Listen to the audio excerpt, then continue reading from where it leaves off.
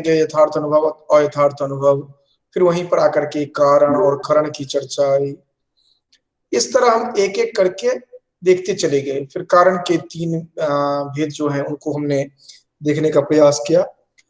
तो इस तरह से हमने अलग अलग जो कारण है उनको देखा। फिर करण की चर्चा हुई। करण की चर्चा के क्रम में हमने प्रत्यक्ष, अनुमिति, उपमिति जो है इन सबको हमने देखा। तो सबसे पहले प्रत्यक्ष की चर्चा हुई थी। प्रत्यक्ष के अंतर्गत ही हमने शोधा सन्निकर्ष की चर्चा की, क्योंकि इंद्रियार्थ सन्निकर्ष को बताया गया था प्रत्यक्ष के संदर्भ में। इसके तुरंत बाद हमने देखा था अनुमान, जो कि अनुमितिकरण अनुमानम, इस तरह करके हमने अनुमान देखा था। उसी में जो टेक्निकल टर्म्स थे, तकनीकी शब्दावली, उनको हमने देखा। उसके बाद अनुमान जो द्विविध है, स्वार्थ और परार्थ, इनको हमने देखा। इसके बाद इसी के क्रम में लिंग परामर्श अनुमान के संदर्भ में हमने लिंग और लिंग परामर्श की बात जो की, वहीं आकर के एक बात सामने में निकल करके आई, जो कि पक्ष क्या है, सपक्ष क्या है, विपक्ष क्या है, इसकी चर्चा प्रारंभ हुई। तो संदिग्ध साध्यवान पक्ष है, निश्चित साध्यवान सपक्ष है, निश्चित साध्याभावान विपक्ष, ये हमने देखा। जो कि जहां पर साध्य है लेकिन वह संदिग्ध है, इस तरह का जो होगा वह पक्ष कहलाएगा। अगर वहां पर उसकी सिद्धि हो जाए तो वह सपक्ष कहलाएगा। जैसे कि हम कहते हैं जो कि पर्वतो वन्यमान धूमवत्वात्, तो पर्वत पर अग्नि का संदेह किया गया है। ये पक्ष और सपक्ष में क्या अंतर है ये देखेंगे। पक्ष और सपक्ष में मूलभूत जो अंतर है वह यह है कि पक्ष के स्तर पर, जहां पर हम पक्ष की बात करते हैं, वहां पर संदेह बना रहेगा। और जहां पर हम संदेह करेंगे, साध्य का संदेह करेंगे, संदिग्ध जहां पर साध्य होगा।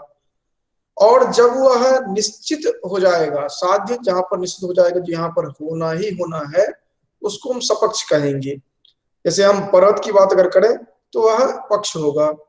अगर हम रसोई घर की बात करें तो वहां पर सपक्ष होगा। लेकिन अनिवार्य रूप से जहां पर साध्य का अभाव, अनिवार्य रूप से उसको कहेंगे हम विपक्ष कहेंगे। तो सपक्ष, पक्ष, सपक्ष और विपक्ष, इन तीनों को हमने देखा। अब हेतुआभास जब हम प्रारंभ कर रहे हैं तो वही हेतुआभास को अब यहाँ पर एक एक करके हम विस्तार पूर्वक देखेंगे। जो हेतुआभास के अलग अलग भेद जो हैं, इनकी चर्चा हम अभी कर रहे हैं। तो सबसे पहले जो हम प्रारंभ करते हैं हेतुआभास के संदर्भ में, पहले हेतुआभास है क्या ये हम समझने का प्रयास करें।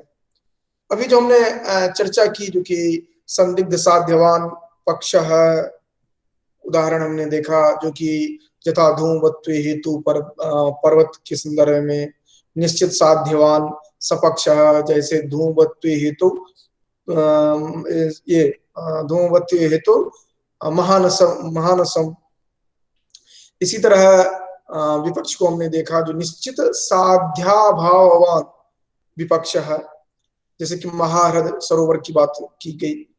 तो यहां तक तो हमारे समझ में आ गया। लेकिन अब जहां पर हेतु जो है वह है, अर्थात सद हेतु है, वहां तो ठीक है। लेकिन जहां पर हेतु सद नहीं है, सद हेतु नहीं है, वहां पर क्या कहा जाएगा, असद हेतु है। और या उसी को कहेंगे हम हेत्वाभास, अर्थात सद हेतु का निरूपण किया गया है, जो कि जहां पर हेतु होगा, अर्थात हम निश्चित साध्य अभाव वाला जो होगा विपक्ष होगा। जैसे कि महाहृद कहते हैं, तालाब की बात करते हैं, तो वहां पर कहा जाता है कि तालाब में तो साध्य जो है अग्नि, वह तो नहीं हो सकता, अग्नि की उपस्थिति नहीं हो सकती है। तो इसलिए वहां पर कहा गया जो कि संदिग्ध साध्याभावान विपक्ष, यहां तक कर दिया गया। तो हेतु जो है, हेतु अनिवार्य रूप से जहां पर होगा वह सपक्ष हो गया। तो कह रहे सद हेतु का निरूपण पर हेतु नहीं होगा, से हेतु अगर सत्य नहीं है, उसकी सत्ता वहां पर सिद्ध नहीं हो सकती है, तो उसे कहा जाएगा असद हेतु। असद हेतु किसको कहेंगे? कि जो हेतु अपने साध्य को सिद्ध नहीं कर सकता है, जो हेतु अपने साध्य को सिद्ध कर सकता है, उसको हम कहेंगे सद हेतु। अर्थात ऐसा कारण जो अपने साध्य को सिद्ध कर सकता है, उसको हम कहेंगे सद हेतु। जैसे हम कहते हैं पर्वतो वन्यमान धूमवत्वात्, धूमवत्वात् ये जो कारण हमने कहा है, हेतु जो हमने कहा है, इससे अग्नि की सत्ता वहां पर सिद्ध होगी। अगर जहां पर उसको सिद्ध नहीं कर पाएगा, हेतु साध्य को सिद्ध नहीं कर पाएगा, उसको असद हेतु कहा जाएगा। और इसी का नाम है हेत्वाभास। अर्थात लगेगा ऐसा कि वह सिद्ध कर रहा है, लेकिन वह हेतु जो है वह सिद्ध करेगा नहीं साध्य की। मतलब हेतु का आभास मात्र होगा, वस्तुतः हेतु जो है वह सिद्ध को, साध्य को सिद्ध नहीं करेगा। तो कुल मिलाकर हेत्वाभास क्या है? हेत्वाभास है हेतु का आभास होना। वस्तुतः हेतु जहां पर अपने साध्य की सिद्धि नहीं कर पाता है, वहां पर हेत्वाभास होता है। अर्थात असद हेतु जो है वह वही हेत्वाभास के रूप में दिखता है हमें। अब असद हेतु या फिर हेत्वाभास जो है, उसी का विवरण एक एक करके बता रहे हैं, कह रहे हैं ये कौन कौन है। तो सव्यभिचार, विरुद्ध, सत प्रतिपक्ष, असिद्ध तथा बाधित, ये 5 हेत्वाभास हैं। सव्यभिचार, विरुद्ध, सत प्रतिपक्ष, असिद्ध और बाधित। अब अगर आप इसको ठीक से देखें, इसके नामों को, तो आप सहजतया इनको याद रख सकते हैं। पहला है सव्यभिचार, ठीक, दूसरा है विरुद्ध, तीसरा है सत प्रतिपक्ष, चौथा है तीसरा है चौथा है बाधित असिद्ध, और 5वां है बाधित। अब यहाँ पर सव्यभिचार जो है उसको अनैकांतिक भी कहा जाता है। अब ये दोनों देखिए जो क्यों कहा जा रहा है, सव्यभिचार का क्या अर्थ है, अनैकांतिक क्यों कह दिया जा गया है इसको, ये हम दोनों ही बात यहाँ पर देखेंगे। सव्यभिचार किसको कहते हैं, फिर आगे उसके भेद भी देखेंगे, लेकिन सव्यभिचार क्या है इसको देखिए। सव्यभिचार कह रहे हैं जो कि जो हेतु साध्य के अभाव वाले वृत्ति में हो, अर्थात जहां पर साध्य न रहे वहां पर रहे, इस तरह का हेतु जो होगा वह ये उसके अलग अलग भेद जो बता रहे हैं उनमें बता रहे हैं। अर्थात सव्यभिचार जो है वह साधारण, असाधारण और अनेकांतिक है, इनकी बात कर रहे हैं। तो कह रहे हैं पहले साधारण जो है उनकी बात बता रहे हैं, जो कि जहां पर साध्य में ये हेतु जो है वह साध्य की स्थिति के लिए तो रहता ही है, लेकिन ऐसे भी जगह हो जहां पर उसको नहीं रहना चाहिए। अर्थात साध्य के अभाव वाला जो है वहां पर भी अगर वह हेतु हो तो वह असाधारण या अनेकांतिक कहा जाएगा। अर्थात जो हेतु साध्य के अभाव वाले वृत्ति में हो, अर्थात जहां पर साध्य न रहे वहां पर भी वह रहेगा, तो उसको साधारण या अनेकांतिक कहा जाएगा। उदाहरण के लिए पर्वतो वन्यमान प्रमेयत्वात्, पर्वत जो है वह बनने वाला है प्रमेयत्व होने के कारण। इसको ध्यान में रखने के लिए नाम लिखिए, उसका कैटेगरी लिखिए, श्रेणी जो है वो लिखिए, उसके बाद उदाहरण लिखिए, फिर उदाहरण का क्लैरिफिकेशन लिखिए। वो चार्ट रूप में जब होगा तभी जाकर के आपको ध्यान में रहेगा, नहीं तो सब एक जैसे ही लगेंगे आपको। पर्वतो वन्यमान धूमवत्वात्, पर्वत जो है वह आग वाला है, प्रमेय प्रमेयत्व होने के कारण। पर्वत अग्नि वाला है प्रमेयत्व वाला होने से। ये जो अनुमान है इसमें प्रमेयत्व जो हेतु बताया गया है, सामान्य रूप से जो त्वक का प्रयोग किया जाता है ना सेंटेंस में, वो हेतु आपको होगा, जैसे धूमवत्वात्, प्रमेयत्वात्, इस तरह का। तो कह रहा है कि प्रमेयत्व का जो प्रमेयत्व जो हेतु बताया गया है वह साध्य क्या है, यहाँ पर वह्नि है, अग्नि है, उसके अभाव वाला जो है उस वृत्ति में भी होगा। अभाव वाला कौन सा है, जैसे जल, उसमें भी होगा प्रमेयत्व, तो उसका भी होगा ना, जल भी तो प्रमेय होगा ना, जानने योग्य होगा ना, विषय होगा ना, तो उसमें भी रहने वाला है। तो इस कारण से इसको कहा गया है जो कि यह असाधारण या अनेकांतिक है। अब आगे देखते हैं, चूंकि ये साधारण हो गया, अब असाधारण क्या है, सर्व सपक्ष विपक्ष व्यावृत्तो असाधारण, जो हेतु संपूर्ण अर्थात सपक्ष विपक्ष से व्यावृत्त हो, अर्थात सपक्ष विपक्ष में न रहे, वह असाधारण हेतु कहलाएगा। अब जैसे कि उदाहरण देते हैं, जो कि ये बता रहे हैं क्या, यथा शब्दो नित्य शब्दत्वात्, शब्द जो है वह नित्य है शब्द होने के कारण। शब्दो नित्य शब्दत्वात्, शब्द नित्य है शब्दत्व होने के कारण। अब इस अनुमान में देखिए, जो शब्द यहाँ पर पक्ष है और नित्यत्व जो है वह साध्य है, और शब्दत्व जो है वह हेतु है। तो शब्दत्व जो हेतु है वह शब्द को नित्यत्व सिद्ध करने लगता है, और शब्द हेतु जो है अर्थात शब्दत्व हेतु जो है वह शब्द की नित्यता को नहीं सिद्ध कर सकता है, क्योंकि क्या बताया जा रहा है कि शब्दों नित्य शब्दत्वात्, शब्द जो है वह नित्य है शब्दत्व होने के कारण।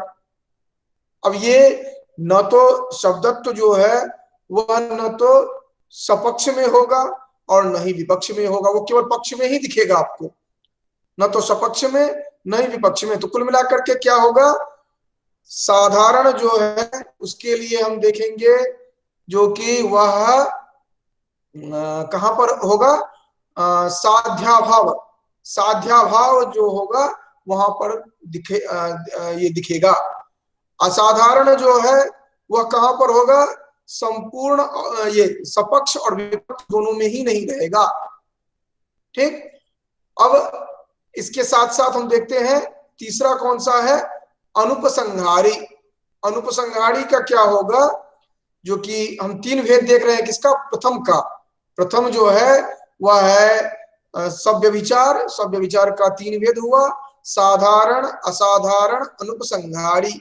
साधारण हुआ साध्याभाव वृत्ति वाला, असाधारण हुआ जो न तो सपक्ष में होगा न विपक्ष में होगा, तो कहां पर बचेगा, केवल पक्ष में आपको दिख रहा है, जहां पर संदिग्ध संदेह की स्थिति है वहीं केवल दिखेगा, न तो सपक्ष में दिखेगा न विपक्ष में दिखेगा।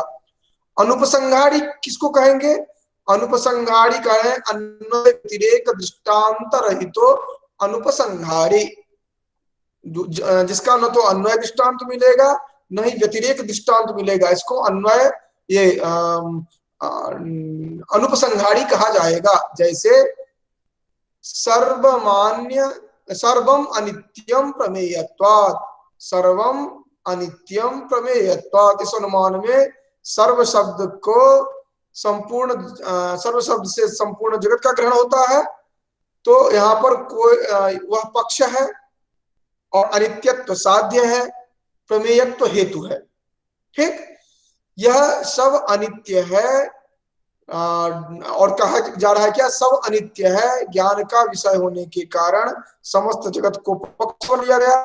अब कोई दृष्टांत मिलेगा ही नहीं, क्योंकि कारण है क्योंकि सर्वम अनित्य अनित्यम प्रमेय, सभी अनित्य है प्रमेय तो होने के कारण।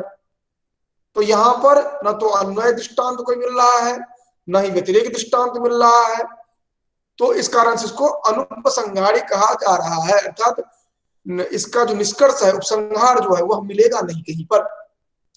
अब देखिए, जो कि सब व्यभिचार क्यों कहा गया, या अनैकांतिक जो कहा जा रहा है, ये क्यों कहा जा रहा है। सब व्यभिचार का अर्थ है, व्यभिचार का अभिप्राय होता है जो नियम है उस नियम को तोड़ करके जो नियम नहीं है वो कार्य किया जाए, उसको कहा जाता है व्यभिचार। जैसे कि समाज में कहा जाता है जो कि अमुक व्यक्ति जो है वो व्यभिचारी है, मतलब क्या हुआ, जो एक समाज के द्वारा निर्धारित मर्यादा है उसको तोड़कर काम करने वाला। तो ये इसकी चर्चा हम काव्य प्रकाश में भी हमने देखा था, जब हम ये कहते हैं जो कि जाति और व्यक्ति की चर्चा करते हैं, वहां पर भी हम देखते हैं। लेकिन यहाँ पर क्या है कि व्यभिचार जो है, व्यभिचार का अभिप्राय हुआ जो कि नियम के विरुद्ध, नियम के विपरीत। तो नियम जो है वह क्या है कि वह सपक्ष में उसका उदाहरण मिलना चाहिए, वो विपक्ष में नहीं होना चाहिए, पक्ष में होगा और सपक्ष में होगा। जैसे धूम जो है, अग्नि जो है पर्वत पर होगा पक्ष में, या महानस में होगा सपक्ष में, लेकिन जलाशय में तो नहीं होगा ना। तो लेकिन जहां पर अगर ये कहा जा रहा है जो कि इसका इनके भेदों को अलग अलग जो देख रहे हैं, जो कि हम साधारण लें या असाधारण लें या अनुपसंहारी लें, तीनों में ही हम देख रहे हैं क्या, जो कि वह नियम का उल्लंघन कर रहा है। इस कारण से व्यभिचार सहित अर्थात सब व्यभिचारी कहा गया है।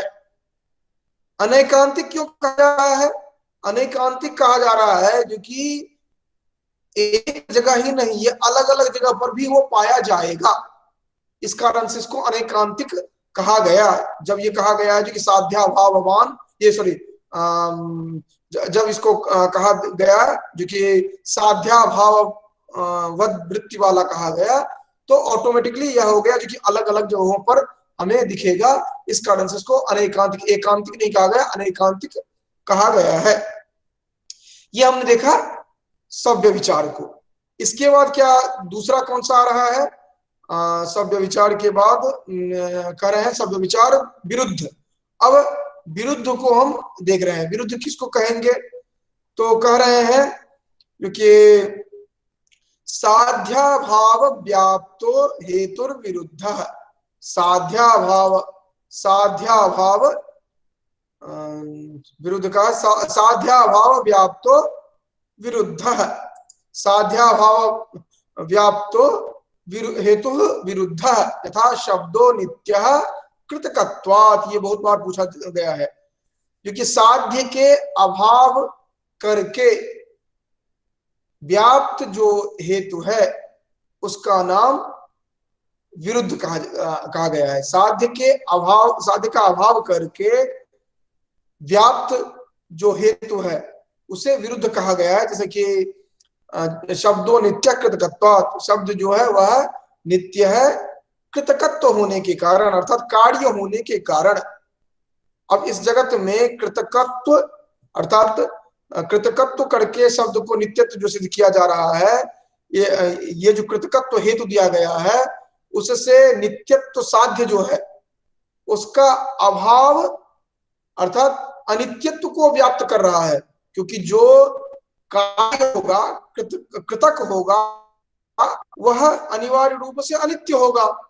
और साध्य क्या यहाँ पर है, जो कि नित्य है, सिद्ध करना चाह रहा है नित्य, लेकिन ये आ कहां पर रहा है, साध्य के अभाव को में व्याप्त हो रहा है। अर्थात उसका विरुद्ध जो है, साध्य जो है उसका विरुद्ध साध्य का जो अभाव है उसमें व्याप्त हो जा रहा है। इस कारण से इसे कहा जाएगा जो कि यह उसके विरुद्ध को ही सिद्ध कर दे रहा है, इस कारण से यह विरुद्ध कहा गया। तो शब्दों नित्य कृतकत्वात्, यह हेतु विरुद्ध जो अर्थात साध्य के अभाव जो है उस हेतु उसको ही सिद्ध कर रहा है। इस कारण से इसका नाम विरुद्ध है। शब्दों नित्य कृतकत्वात्, क्योंकि जो कृतक होगा, जो कार्य होगा, अनिवार्य रूप से वो अनित्य होगा। यहाँ पर कहा जा रहा है कि शब्द नित्य है कार्य होने के कारण, लेकिन सिद्ध करना चाहिए कृतकत्व से सिद्ध करना चाहिए नित्य।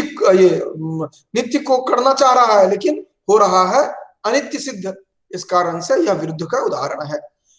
उसके बाद नेक्स्ट कहा जा रहा है यस्य साध्याभाव साधकम हेत्वंतरम विद्यते स सत्प्रतिपक्षः।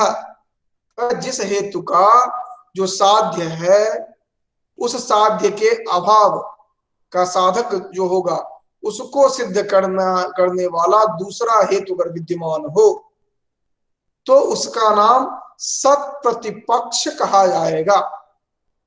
जैसे शब्दों श्रवणत्वात् शब्दत्ववत्, शब्द जो है वह नित्य है श्रावण होने के कारण तथा श्रोत्रेंद्रिय के द्वारा ग्रहण किए जाने के कारण शब्द इसी तरह कहा कि शब्दों नित्य कार्यत्वात् घटवत्, शब्द जो है वह अनित्य है कार्य होने से। ये जो उदाहरण बताए गए हैं इनमें जो अनुमान बताया जाएगा वह श्रावणत्व जो कहा गया है वह जो हेतु है उसका साध्य नित्यत्व है।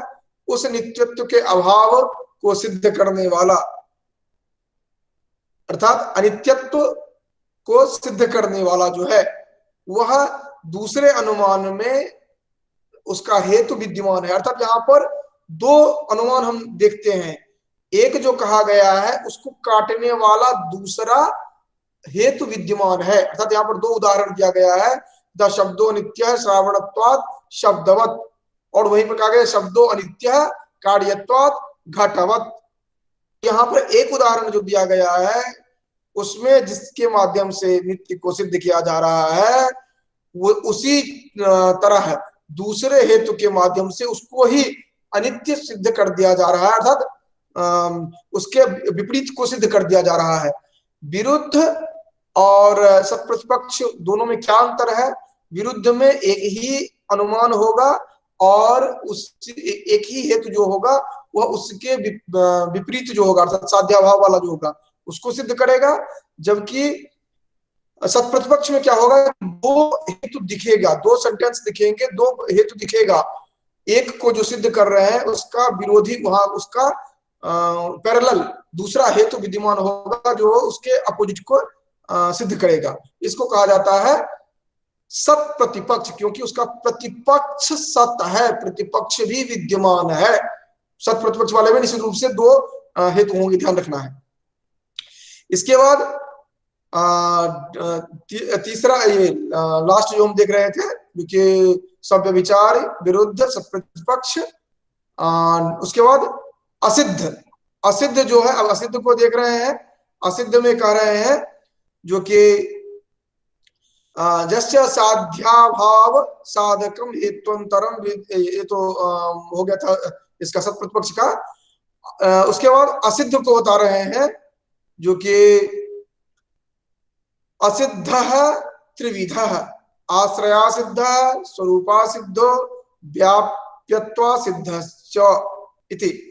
आश्रया सिद्धो यथा गगनारविंदम सुरभि अरविंदत्वात् सरोजारविंदवत् गगनारविंद विंदम आश्रयः सच नास्ति एव। यहाँ पर असिद्ध जो बताए जा रहे हैं वो तीन प्रकार का होगा, आश्रया सिद्ध, स्वरूपा सिद्ध और व्याप्यत्वा सिद्ध।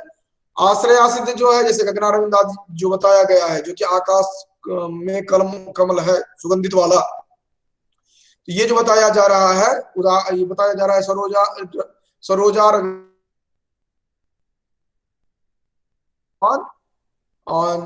तो ये आकाश अरविंद जो है, अरविंदत्व की जो बात की जा रही है वह वस्तुतः है ही नहीं, उसका आश्रय ही असिद्ध है। इसी तरह स्वरूपा सिद्ध में बताया जा रहा है शब्दों गुणश्चाक्षुषत्वात्। यहाँ पर कह रहे हैं जो कि जो जिसका रूप सिद्ध ही नहीं है, शब्द जो है वह चाक्षुषत्व होने के कारण गुण है। और यहाँ पर जो गुण बताया जा रहा है चाक्षुषत्व होने के कारण जो सिद्ध किए करने की चेष्टा की जा रही है, वह उसका स्वरूप सिद्ध ही नहीं है। इसी तरह आश्रया सिद्ध, दूसरा कौन सा था, आश्रया सिद्ध, स्वरूपा सिद्ध, और तीसरा यहाँ पर बताया गया था व्याप्यत्व सिद्ध, जो कि ये तीन यहाँ पर बताए गए, उसके भेद बताए गए। आश्रया सिद्ध, इसके बाद हमने देखा था जो कि स्वरूपा सिद्ध, और स्वरूपा सिद्ध के बाद हमने देखा जो कि व्याप्यत्व सिद्ध। ये जो हम तीन देखे, अर्थात उपाधि सहित जो हेतु का नाम व्याप्यत्व सिद्ध कहा गया है, जो कि कह रहे हैं सोपाधि को हेतु व्याप्यत्व सिद्ध, इस तरह जो चर्चा कर रहे हैं, जो कि उपाधि के साथ जो हेतु है वह व्याप्यत्व सिद्ध कहा जाएगा, जो कि जो साध्य व्यापक हो और साधन जो है वह हेतु का हेतु जो होगा उसका वह अव्यापक होगा, उसका नाम उपाधि कहा जाएगा। इसकी चर्चा हम कंटिन्यू कर लेंगे, कल जो चर्चा करेंगे, अर्थात व्याप्यत्व सिद्ध से हम कल काम करेंगे, क्योंकि यहीं पर हम इसको विराम देते हैं।